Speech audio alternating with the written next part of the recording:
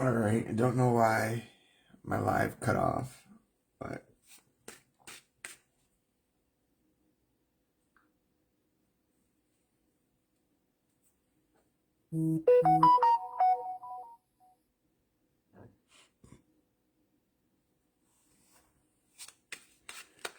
I was just about to pull a card.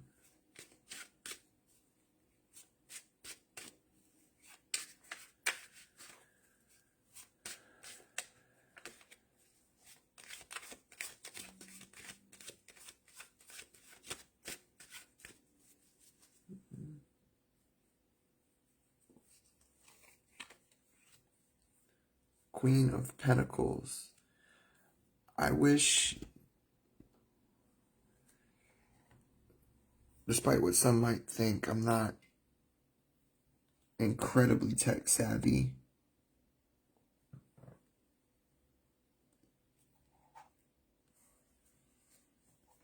Hold on.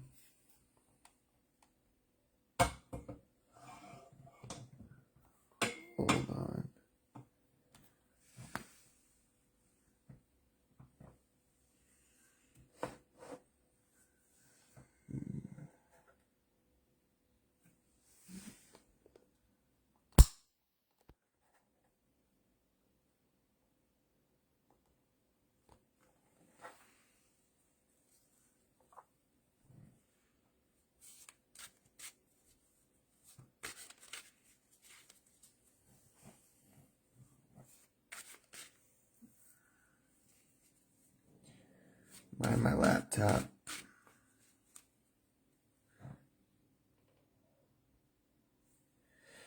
That doesn't really work. It gives you a better view of the cards, but I cannot see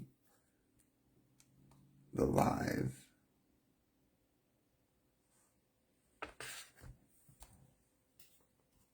So I'll just have to pull it and bring it closer to the... So, Queen of Pentacles. Now, a lot of people associate this with money. That's not usually the word they use. So, I don't want to put words in people's mouth.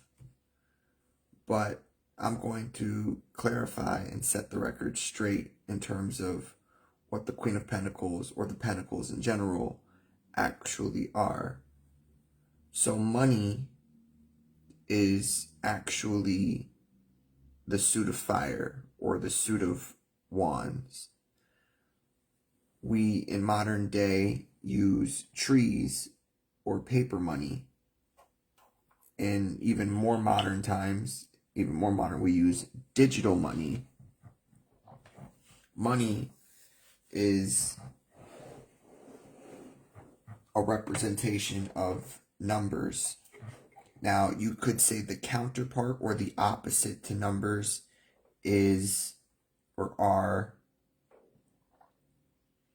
letters.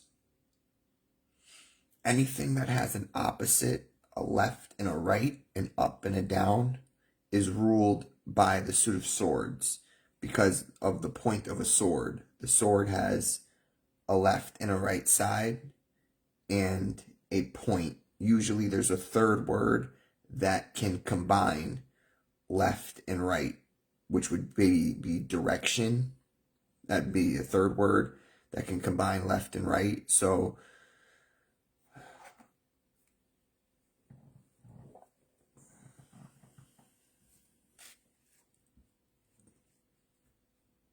what I'm getting at is that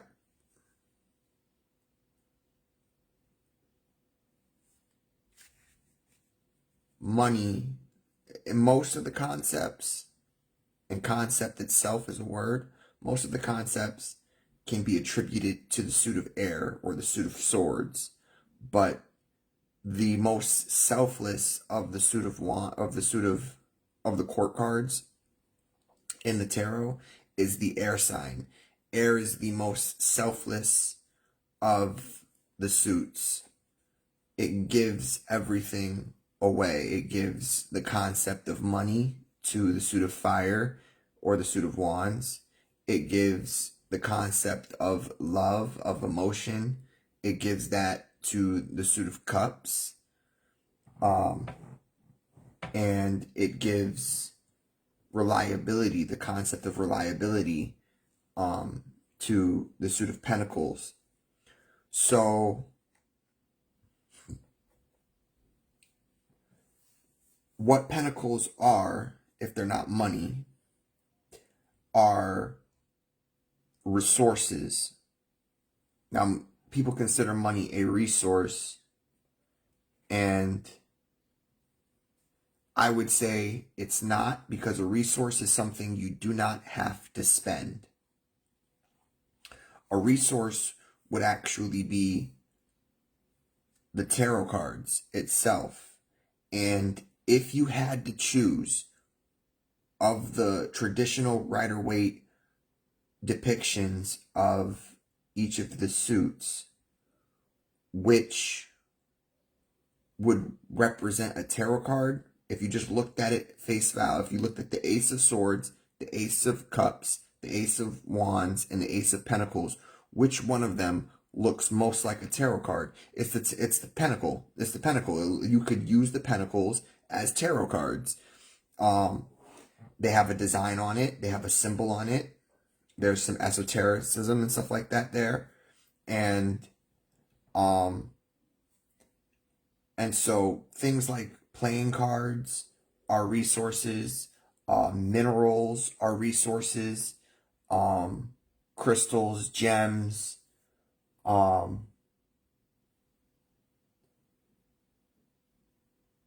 most things that do not expire can be considered resources. Wood has some longevity, but can rot and decay and stuff like that. So it's not necessarily considered a resource. It's used for money.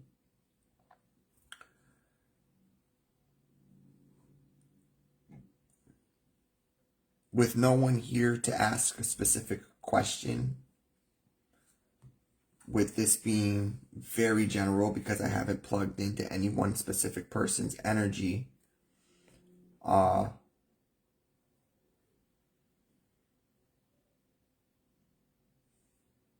what questions should I ask? Right now I'm giving insight, answering, there is a question there, but it's a very wordy question. It's a very open-aired question regarding just the pentacles and regarding the suits themselves and the tarot itself, which I think are the safest questions to be. And it's not necessarily to be educational. It's to set the record straight. It's to make sure that you and I are on the same record, to make sure that you and I comprehend each other when we're going into the tarot in this form of divination. So it's not, it's insightful,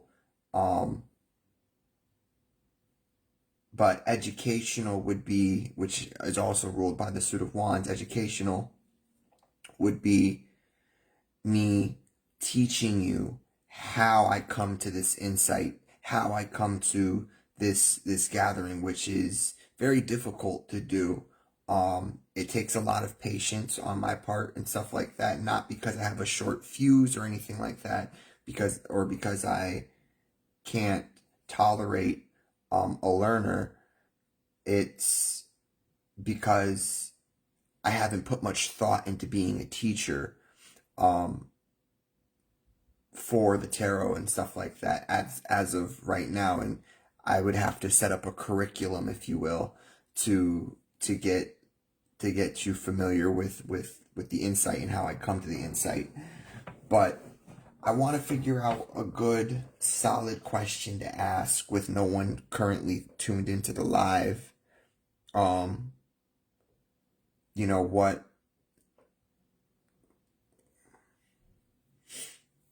About the Queen of Pentacles. Well, I take cards at face value. That's how I read. That is a woman in the card. That is a female in the card. Feminine energy. more than just feminine energy. This is a female. This is a middle-aged female, maybe 30, late middle-aged, 40 years old. Now, in numerology, you have 3 cycles. You have your cycle of youth, you have your cycle of maturity, and you have your cycle of eldering. I do not consider people a man or a woman until they have completed their cycle of maturity, which ends around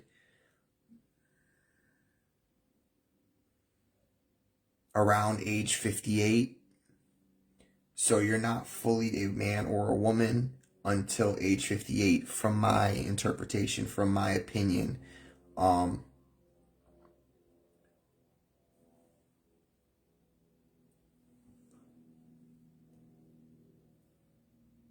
You are a female or a male up until that point, a maturing female or male.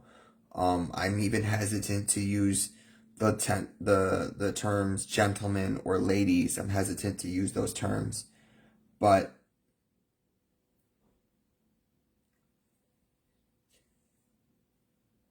it is really difficult not to love the Queen of Pentacles.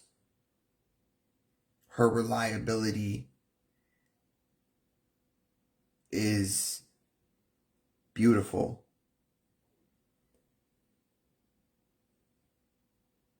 Honestly, it touches my heart in a very comfortable way. Think of like laying on a nice, fresh bed of moss. You know, not grass, moss. You know, very clean moss. Moss that is clean. There's these, you might have seen them before, but there's these tiles that I've seen sold on the internet of moss inside these hexagonal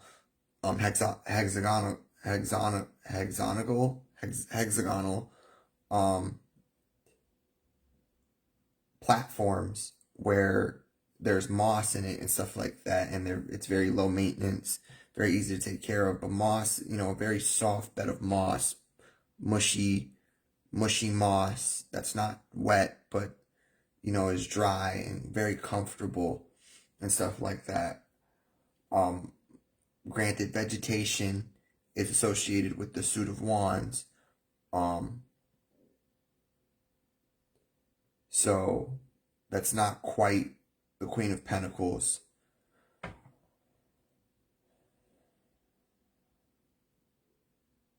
But a mud bath, if you will. Warm mud, not cold mud. Warm, comfortable mud that you can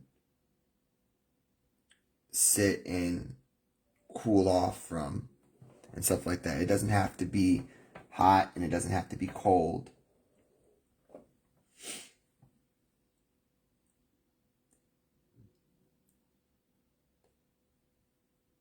I'm getting the feeling that some of you want resources, and who doesn't? You have to understand that there is an occult significance in resources in this pentacle right here. Look at this pentacle for exactly what it is.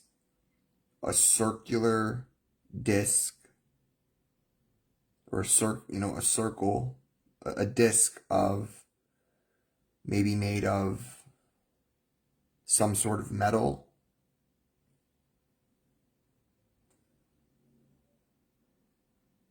It could be mud pies. This could be made out of dried clay or mud carved in. Look at it for exactly what it is, and you will understand the true depth of its value.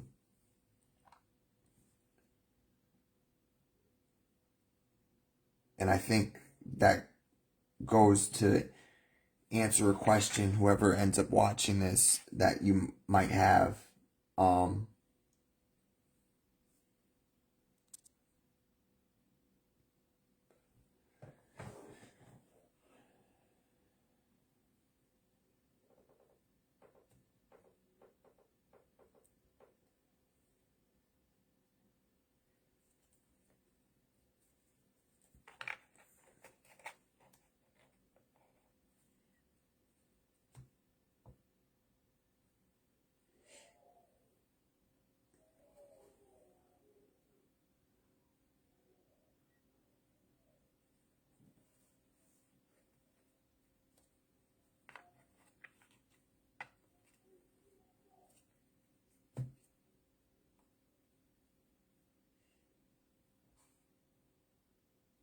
as I was saying, some of you may really want to tap into resources.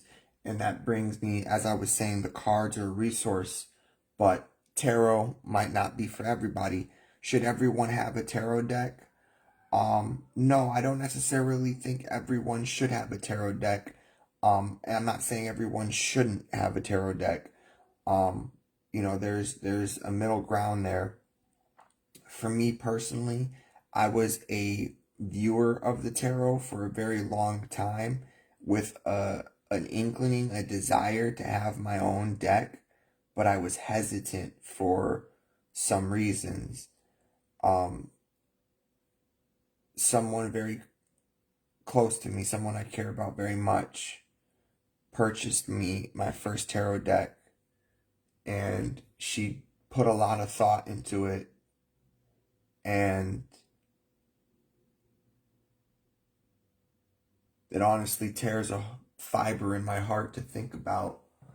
But beyond tarot cards, you have playing cards. Some people like the playing cards for poker or gambling and stuff like that. Cards, whatever it is, I would say cards,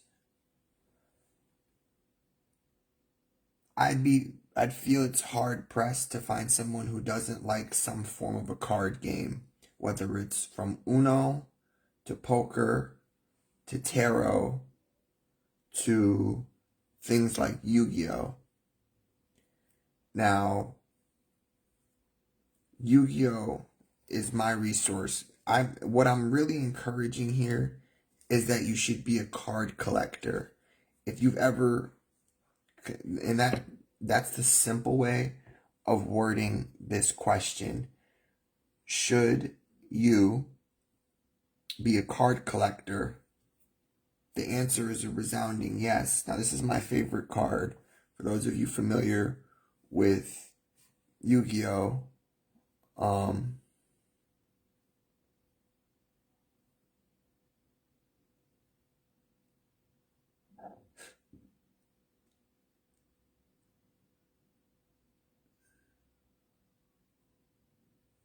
okay.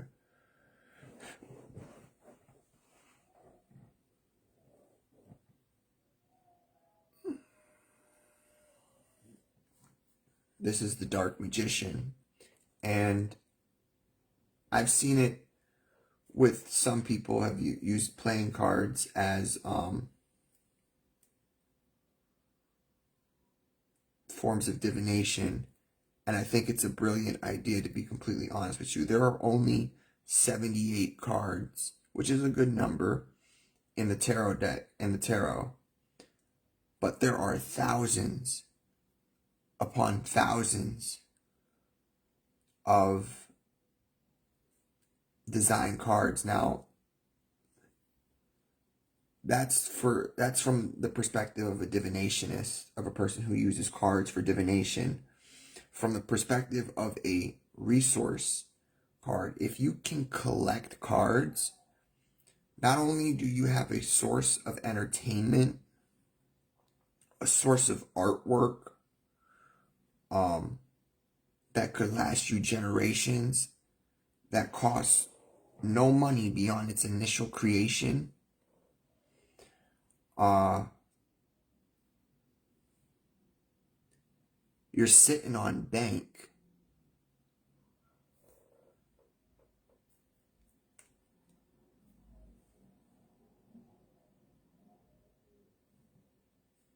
And so I truly encourage you, ladies, females, to become card collectors, to pick a card game, to pick a card of your choosing. Now, if you're at a more advanced level if you're at a more, how do I say this? If you're at a more brass tacks level, if you're at a more practical level, if the tarot is the extent of your relationship with cards beyond, a simple game of Uno or poker or something like that, and you want to be more serious, more business mogul, then gold is something you should invest in. Gold coins, maybe, which is not the same as money. Gold coins are not the same as money. They have a dollar value attached to it, but what doesn't? Everything does. Everything, this laptop, this table, this chapstick, everything around me has a dollar value attached to it. It is plastic, but it could be this bottle cap. It could be this bottle cap. People collect bottle caps and stuff like that. Now, you'd be hard pressed to find a value of it right now, but if you had bottle caps, right, and God forbid we were in a crisis, obviously you need the space for it, and that's another thing. The one that takes up the most space, the biggest queen of the deck, of the court cards, is the Queen of Pentacles. She takes up the most space. You need a lot of space to be collecting bottle caps. Cards are nice because they're thin, they're flat, they're razor thin. You can stack a lot of them. You can get a binder and you can stack a lot of them. But for those who have the space, whether they have a vault somewhere or are considering getting a vault, or just looking to tap in to resources and stuff like that, this is my favorite metal, pyrite. Gold, I love gold, don't get me wrong, but it's gold. My love for gold is a personal thing. It's a very personal relationship.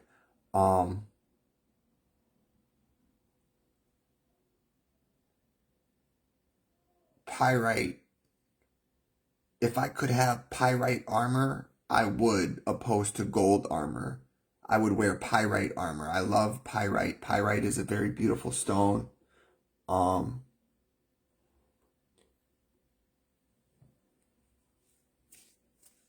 It helps with deception, and I appreciate its value and its proximity to gold.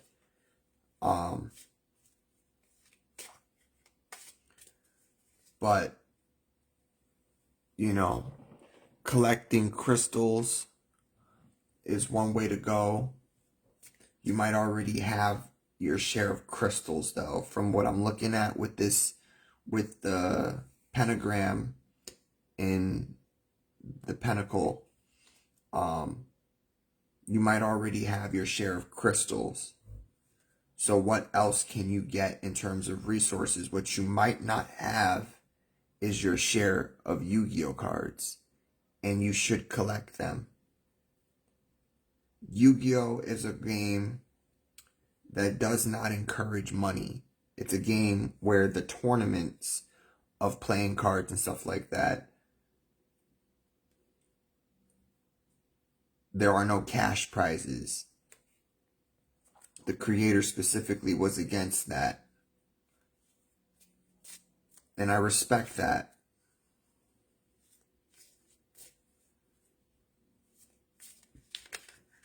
All the money is focused, all the dollar value is focused on the cards.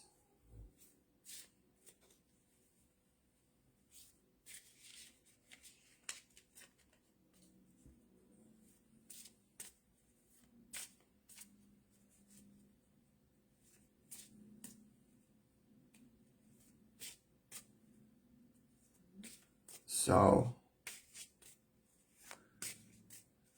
I mean,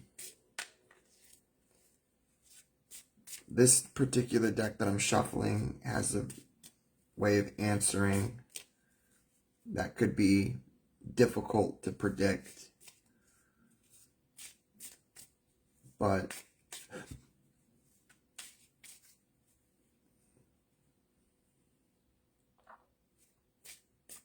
a female card collector is a resource that's a very potent resource in life.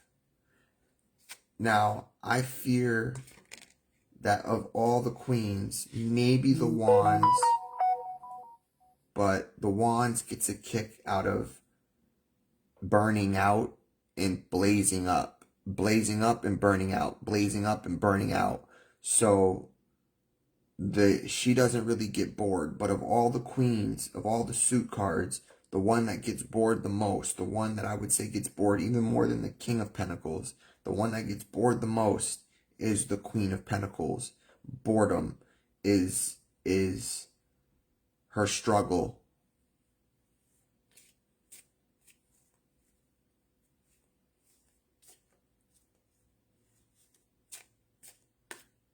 You gotta find meaning. You've gotta find depth. You've gotta find value. Maybe not meaning, but value in the mundane. You've gotta find value in the practical, in the resourceful, in resources. You've got to find value in resources. And from that, you will derive pleasure and be brought away from boredom. You might be so good at this, though, that that's making you bored. I'm not at that level to be able to advise you there. I haven't reached nearly a point, and I don't, God forbid I ever do. The only way I can think of that people get to that point where you're so good at the resources of life that it's boring to you. And again, this is not to be confused with money. It doesn't mean you have a lot of money. Although you might have a lot of value in a way of just having things that are necessary for comfort. The only way I can imagine you getting there is, at that kind of speed,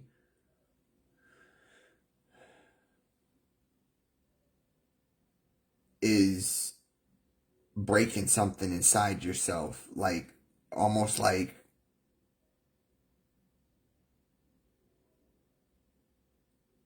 in this anime called One Punch Man, they have this concept called the limiter, and it's basically it's basically what you're ultimately capable of, and breaking your limiter makes you go beyond that. But again, they say breaking your limiter, not surpassing your limiter or whatever and stuff like that. Like breaking your limiter, it's like stepping on the gas and breaking the meter. And sure, you're gonna go faster, but now the wheels are just rolling, and there's really no slowing down anymore after that point. And you lose something crucial there. You lose the time or the pacing resource. You lose a resource connected to pacing, connected to time. You lose what you would gain if you had gone about it slowly, step by step, a certain satisfaction at taking your pacing, at taking your time, excuse me.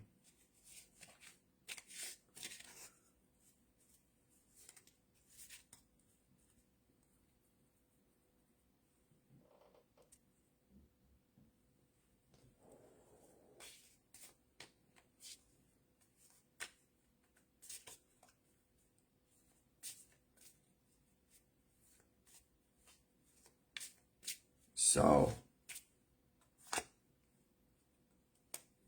let's see what this does. Many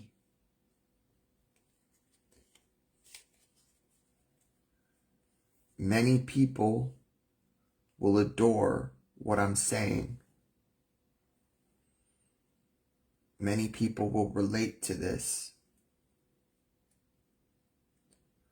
will comprehend what I'm saying. Hopefully, if this recording doesn't get cut off, because I have a feeling that the technology right now is not in my favor. I'm at 30% battery. Everything should be smooth, and I should be able to upload this just fine. My problem is that I stretch things too far. Because when it comes to taking your time, that means taking your time. That means I take up more time. I'm slower, but heavier. And the Queen of Pentacles is the heaviest of the suit cards, of the court cards.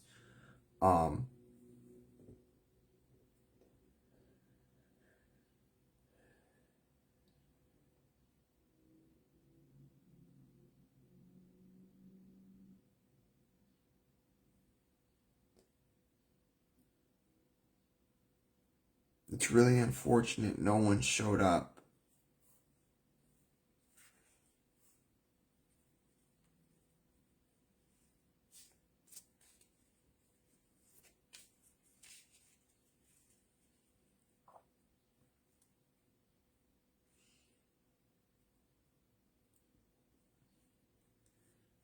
There are other card games to get involved with.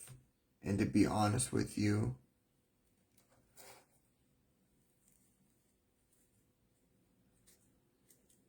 I encourage you join those card games opposed to dual monsters, which might contradict what I said before.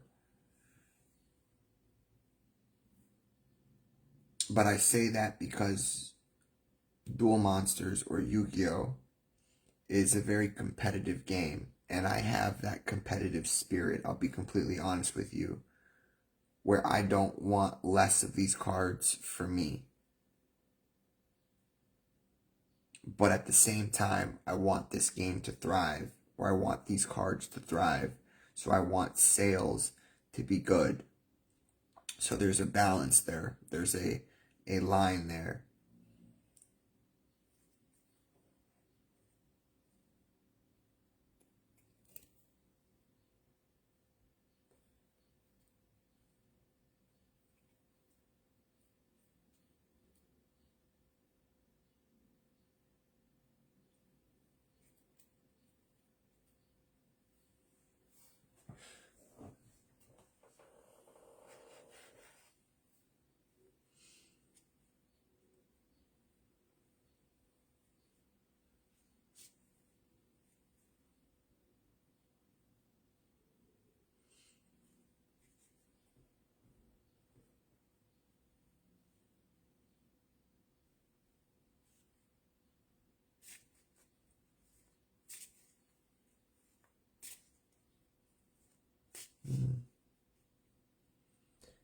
Something doesn't want me to close the reading.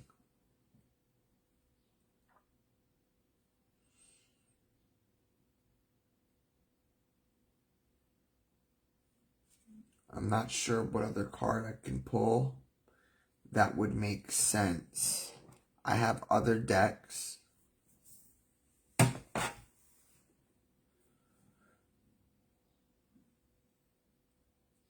A rune card might make sense.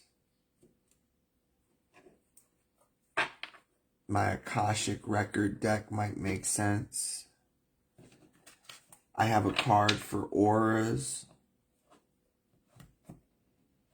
I've got moon cards. And I've got two special decks that I won't mention what they are, but I should use the Ame no Tarot, or the Ame Tarot counterpart deck, which is this one that I'm shuffling right now.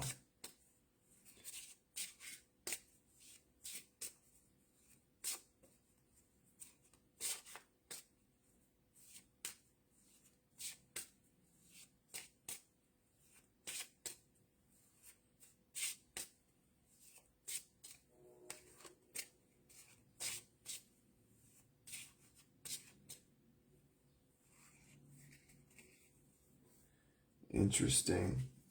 I don't read reversals, but I picked the deck upside down. The all-seeing eye.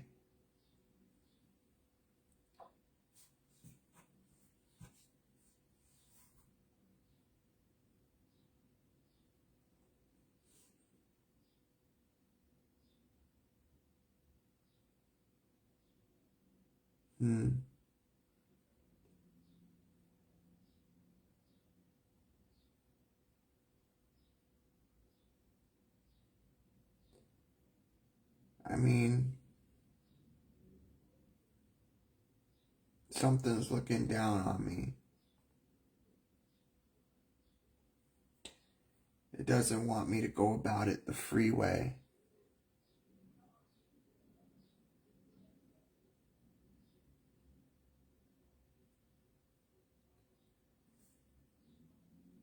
It's encouraging me to go about it on the YouTube way.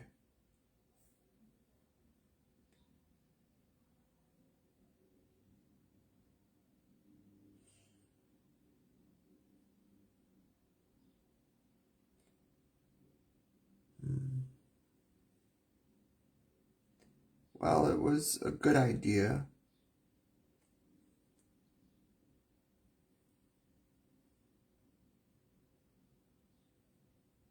This is a valuable lesson. Again, it's not educational, but it's a valuable insight that should be on my platform.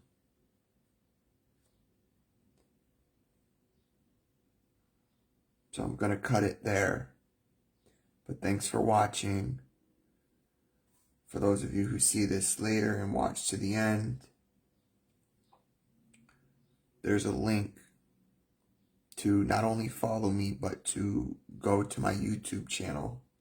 I encourage you to do that.